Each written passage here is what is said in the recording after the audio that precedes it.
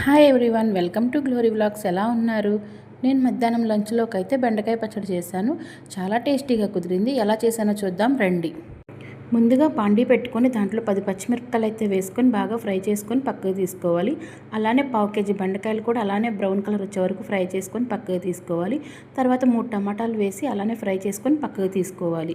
వీటన్నిటితో పాటు కొంచెం చింతపండు, ఒక ఉల్లిపాయ, కొంచెం కొత్తిమీర, గల్లుప్పు కూడా తీసుకొని మనమైతే పచ్చడి అయితే నూరుకోవడం స్టార్ట్ చేయవచ్చు.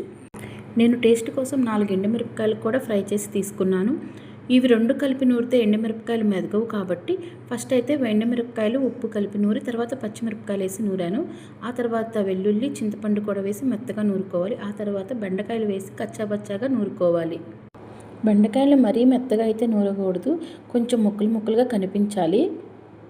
ఆ తర్వాత టమాటాలు వేసి అయితే వీటిని మటుకు మెత్తగా నూరుకోవాలి. రోటి పచ్చళ్ళు అంటే రుచి వచ్చేదే ఈ నూరటంలో.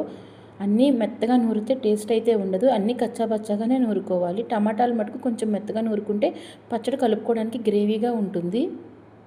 ఇంకా చివరికి ఒక ఉల్లిపాయ, కొంచెం కొత్తిమీర వేసి బాగా దంచుకొని పచ్చడి మొత్తం కలిపి ఒకసారి రుబ్బుకుంటే మన ఇంకా టేస్టీ బెండకాయ పచ్చడి అయితే రెడీ అయిపోతుంది.